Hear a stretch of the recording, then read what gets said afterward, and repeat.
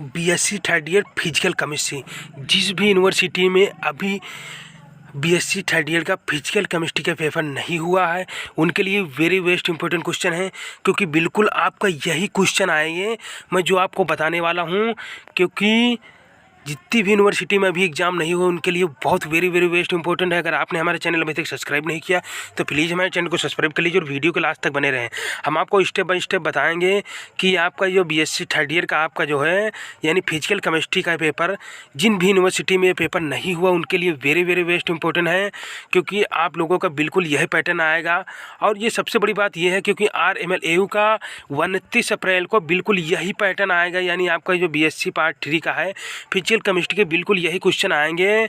इसलिए आप इसको बिल्कुल ना मिस करें और हमारे साथ वीडियो के लास्ट तक बने रहें, क्योंकि हम आप लेके के लिए वेरी बेस्ट इंपॉर्टेंट क्वेश्चन लेके आए हैं जो आप लोगों के लिए बहुत ही वेस्ट होने वाला है। जो अपने 29 अप्रैल का जो आपका पेपर है यानी उनके लिए बहुत वेरी बेस्ट इंपॉर्टेंट है, क्योंकि बिल्कुल आप लोगों को यही पैटर्न आएगा। इसलिए आप बिल्कुल इसे मिस न करें कि इसमें जो टाइमिंग होता है आपका वो यानी आपका ये इसमें टाइमिंग होता है आपको 2.5 घंटे उसके होता है। आपका मैक्सिमम मार्क होता है 75% का यानी 75 नंबर का होता है। वहीं फिर आपका नेक्स्ट आ जाइए, इसमें क्या दे रखा है यानी सभी खंडों के उत्तर दीजिए, यानी attempt all sections as per instructions, यानी सेक्शन 1 खंड है। वहीं फिर आपका आ जाए फर्स्ट नंबर, यानी इसमें आपका first number the attempt 5 question give answer each question in about 5 word, यानी 15 वर्ड, किन्हीं 5 प्रश्नों के उत्तर जी प्रत्येक प्रश्न लगभग 50 वर्डों में देना है। आपका फर्स्ट क्वेश्चन दे रखा है यानी 3 गुड़ी 5 यानी 5 क्वेश्चन आपको देना है, यानी आपका प्रत्येक क्वेश्चन 3 अंक का रहेगा। फर्स्ट आपका दे रखा है प्लांक विकर्ण के नियम को समझाइए, यानी प्लांक यानी एक्सप्लेन्स प्लांक्स कार्डिस लॉ, यानी प्लांक विकर्ण नियम है उसको आपको समझा के लिखना है, यानी आप कम से कम 50 वर्ड में आपको लिखना रहेगा, तभी आपका क्वेश्चन सही रहेगा, यानी आपको नंबर पूरे मिलेंगे। वहीं फिर आपका नेक्स्ट आ जाएगा एक्सप्लेस हाइगेन्स केमिस्ट्री प्रिंसिपल, यानी हाइजेनबर्ग की अनिश्चितता, यानी हाइजेनबर्ग के अनिश्चितता का सिद्धांत को समझाइए, यानी हाइजेनबर्ग की जो अनिश्चितता का सिद्धांत उसको समझाना है आपको। फिर आपका नेक्स्ट आ जाएगा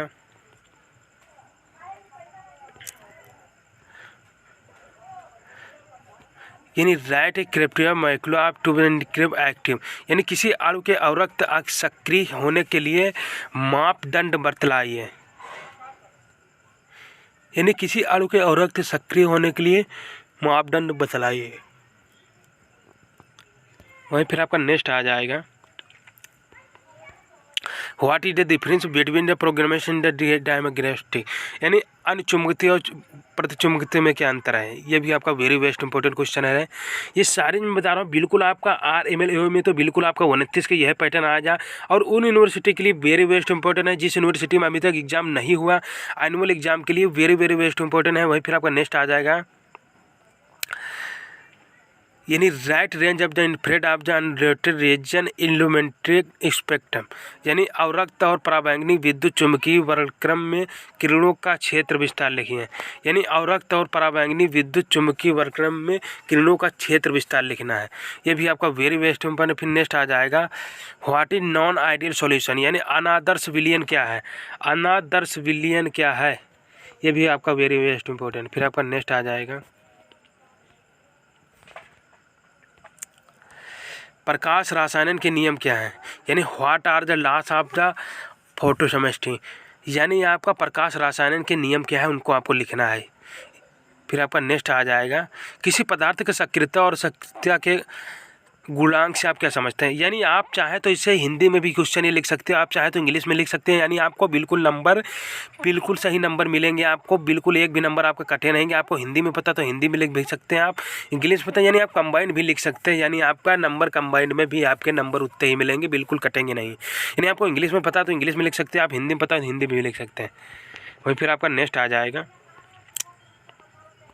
बंधकारी या अबंधकारी आणविक ऑर्बिटल में क्या अंतर है, यानी बंधनकारी और अबंधनकारी आणविक ऑर्बिटल में क्या अंतर है ये आपको लिखना है। ये भी आपका वेस्ट इंपॉर्टेंट। वहीं फिर नेक्स्ट आ जाएगा व्हाट आर द कॉलीमेंट्री प्रॉपर्टीज, यानी अणुसंख्य गुणधर्म क्या है, अणुसंख्य गुणधर्म संख्य क्या है, गुणधर्म क्या है, ये भी आपका वेरी वेस्ट इंपॉर्टेंट। फिर आपका नेक्स्ट आ जाएगा सेक्शन बी यानी खंड बा attempt I two question give answer of each question in about 2000 word, यानी आपको 200 वर्ड में आपको क्वेश्चन के आंसर लिखना है। किन्हीं 2 प्रश्नों के उत्तर दीजिए, प्रत्येक प्रश्न का उत्तर लगभग 200 शब्दों में आपको लिखना है, यानी 2 गुणे 18, यानी आपके जितने क्वेश्चन दे रखे हैं, यानी आपको इनमें किन 2 प्रश्नों के उत्तर देना है, यानी आपका प्रत्येक क्वेश्चन यानी 18 नंबर का रहेगा। यानी आपको आप जितने समझ रहे 200 वर्ड में हमें लिखना है तो लिखना है। यानी द ड्रेप द ब्रोगेली ऑफ वेव की क्वेश्चन, यानी डी ब्रागली तरंग समीकरण व्युत्पन्न कीजिए, यानी डी ब्रागली तरंग समीकरण जो है उनके व्युत्पन्न को उत्पन्न कीजिए, ये लिखना है। या तो आप चाहें तो दूसरा क्वेश्चन लिख सकते हैं, आपका OR यानी अथवा करके दे रखा है, drive relation between the magnetic spectrum and magnetic permeability of material, यानी पदार्थ के विशिष्ट चुंबकीय, यानी पदार्थ के विशिष्ट चुंबकीय प्रवृत्ति एवं चुंबकीय परागम के मध्य व्यंजक प्राप्त कीजिए। आप चाहे तो ये भी कर सकते हैं। वहीं फिर आपका नेक्स्ट आ जाए, discuss the vibration of the spectrum of a diametric molecule talking it is a simple harmonic oscillator, यानी एक द्विपरमाणु के एक सामान्य संराधित दोलक का प्रतिरूप मापते हुए एक कंपन कार्यक्रम की विवेचना कीजिए। या फिर आपका OR यानी अथवा करके दे रखा है, आप चाहे तो वो भी कर सकते हैं। फिर आपका ये दे रखा है, what is Raman spectrum, name the difference types of line present in this spectrum, यानी रमन वर्णक्रम क्या है। रमन वर्णक्रम क्या है? रमन वर्णक्रम से उपस्थित विभिन्न प्रकार की रेखाओं का नाम लिखिए, ये क्वेश्चन होगा। फिर आपका नेक्स्ट वहीं आ जाएगा, यानी क्वेश्चन नंबर 4 आपका, explain Einstein's law of the photochemical equivalence, give difference between fluorescence and phosphorescence, यानी आइंस्टीन के प्रकाश रासायनिक तुल्यता नियम की व्याख्या दें, यानी आइंस्टीन के प्रकाश रासायनिक की तुल्यता नियम की व्याख्या कीजिए और प्रतिदीप्त और स्फुरदीप्त में अंतर बताइए। या फिर आपका OR अथवा करके दे रखा, आप चाहे तो ये भी कर सकते हैं।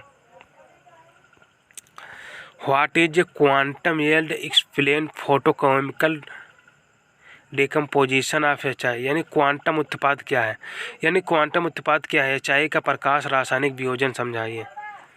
यानी क्वांटम उत्पाद क्या है? HI का प्रकाश रासायनिक वियोजन समझाइए। ये भी आपका वेरी बेस्ट इंपॉर्टेंट है। फिर आपका नेक्स्ट आ जाएगा, अणुसंख्य गुणधर्मों को परिभाषित कीजिए। किसी विलेय का अणुभार वाष्प के आपेक्षिक अवनम द्वारा किस प्रकार ज्ञात कीजिए।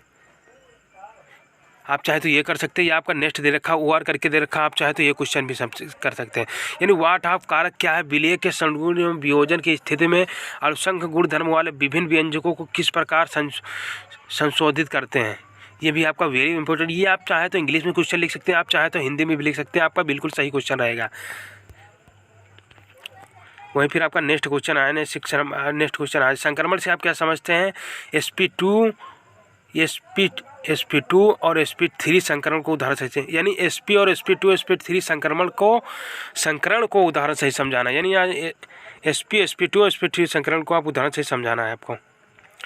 वहीं फिर आपका नेक्स्ट आ जाए, यानी अथवा OR करके आ जाएगा आपका नेक्स्ट वहीं।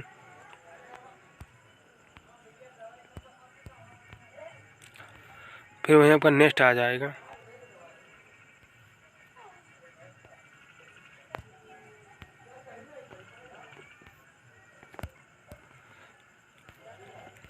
फिर आपका नेक्स्ट आ जाएगा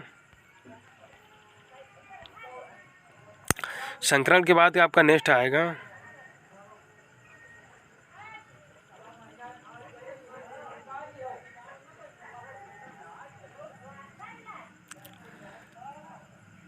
फिर आपका नेक्स्ट क्वेश्चन आ जाएगा, आणविक कक्षक सिद्धांत के मूल विचारों को बतलाइए। AO की रचना हेतु मापदंड की व्याख्या कीजिए।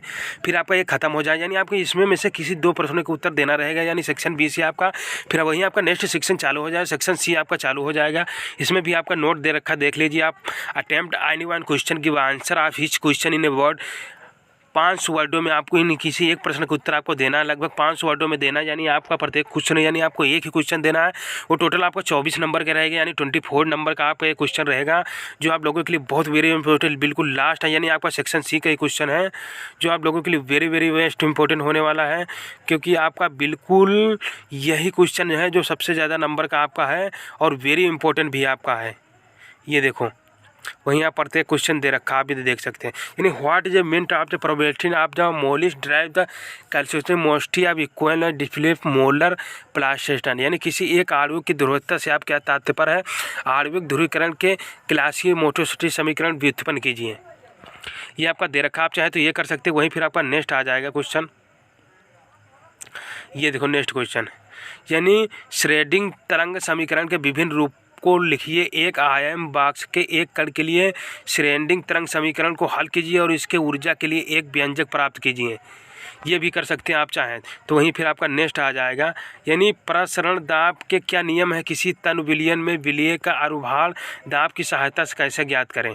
ये भी आपका वेस्ट, चाहे आप ये भी कर सकते हैं। इसके नीचे आपका क्वेश्चन नेक्स्ट दे रखा है, यानी किसी द्वीप परमाणु द्रव घूर्णक के चक्रण वर्णक्रम की विवेचना कीजिए। किसी अणु की बंधन दूरी का मापन इससे कैसे ज्ञात किया जा सकता है। ये भी आप कर सकते हैं। चाहे तो आप ये next question, right short notes after any two of the following, यानी निम्न में से किसी दो पे संक्षिप्त टिप्पणी आपको लिखनी रहेंगी।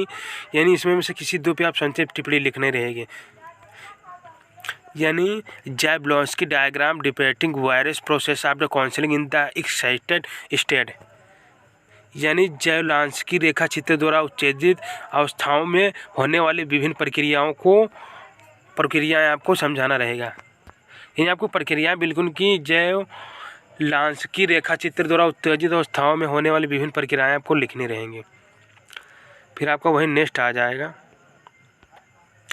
काइनेटिक्स ऑफ फोटोकेमिकल रिएक्शंस, यानी प्रकाश रासायनिक अपक्रिया की गतिकी लिखिए। यानी प्रकाश रासायनिक अपक्रिया की गतिकी आपको लिखना रहेगा।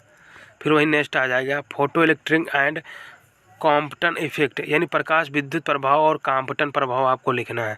ये प्रकाश विद्युत प्रभाव और कॉम्पटन प्रभाव आपको लिखना है। वहीं फिर आपका नेक्स्ट आ जाएगा, qualitative of description of N the phi and N ओमो इंड्री लेवल्स, यानी ये फाई एन अनुकक्षक गुणात्मक विवरण का ऊर्जा स्तर लिखिए। यानी ये भी आपको इस पर टिप्पणी लिखने रहेगा। यानी मैं बता रखा हूँ इसमें से आपको ओनली फॉर आपको, यानी दो पे आपके दे रखा है, दो पे आपको टिप्पणी लिखना है। या चार में से आपको दो क्वेश्चन इसमें सॉल्व कर लेना है, जो आपको पता होगा कर लेंगे।